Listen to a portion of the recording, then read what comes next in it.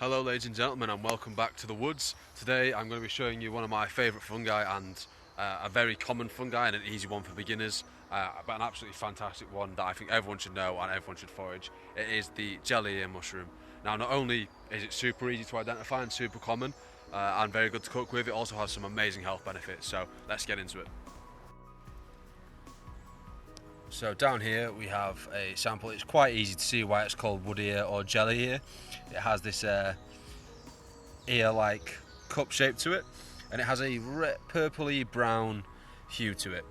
It grows mainly on elder, but it is found on other woods, and it's incredibly common throughout the UK. Obviously, it has a very jelly-like structure to it. It has no obvious, it has no gills if you look underneath. So that's pretty easy to identify. Once you've seen it once, you'll see it everywhere. It grows all year round. It can be found, I've found it in the middle of winter.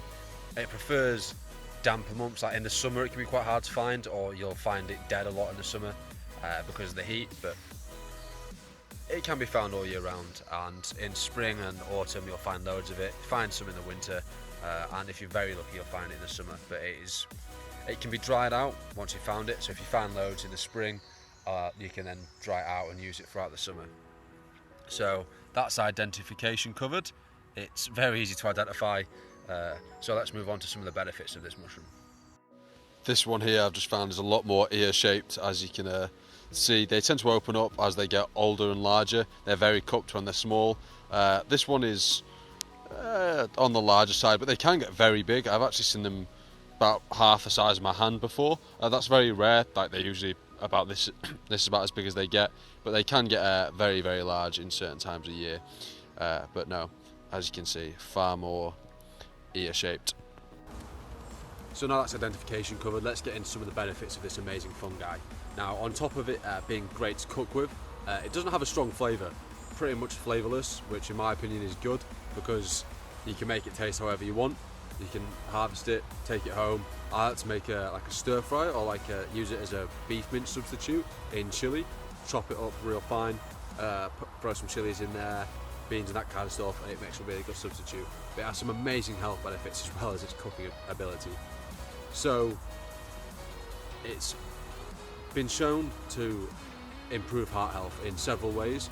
One, it can act as a slight blood thinner, so if you do already have issues with thin blood or any issues like that, consult your doctor, or be very careful with this mushroom.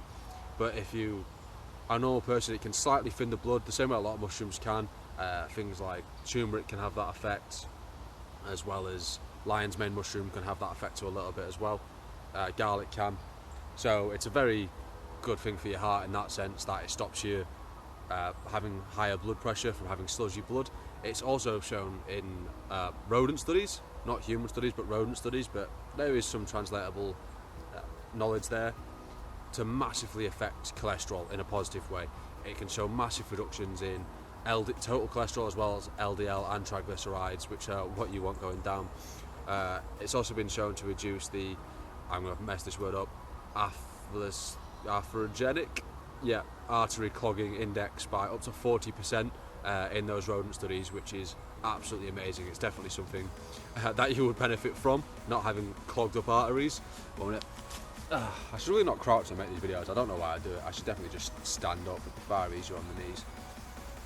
But also, recent studies have shown that the polysaccharides extracts within the fungi itself have potent anti-tumour properties. Now, it has been used in Chinese medicine to treat tumours for hundreds, if not thousands of years. Obviously, records aren't great, but we have evidence of it going back many, many years.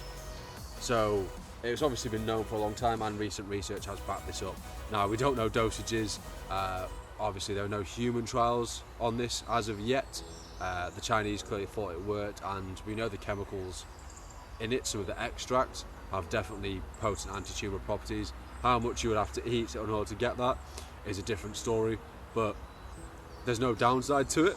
I would definitely not choose this over chemotherapy or something else, but it can't help to try it, especially if you're in a situation where you don't have access to those drugs. So in my opinion, there's no downside to this mushroom. It's very rich in vitamin B, very rich in copper, all of which are great for you. Great for your heart, great for your overall health, could treat cancer. What's not to love about this mushroom? So, thank you for joining me in the woods today, guys, and have a good day.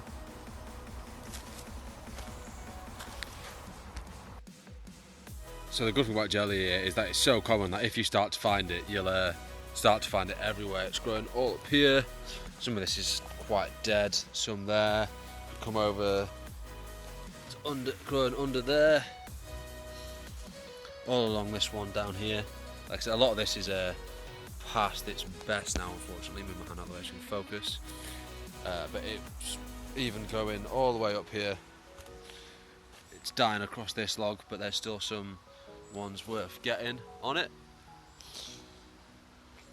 So it's an absolute gold mine. Like if you, oh, okay, got a little pheasant back down there. Didn't notice that. I'll have to grab that in a second as well.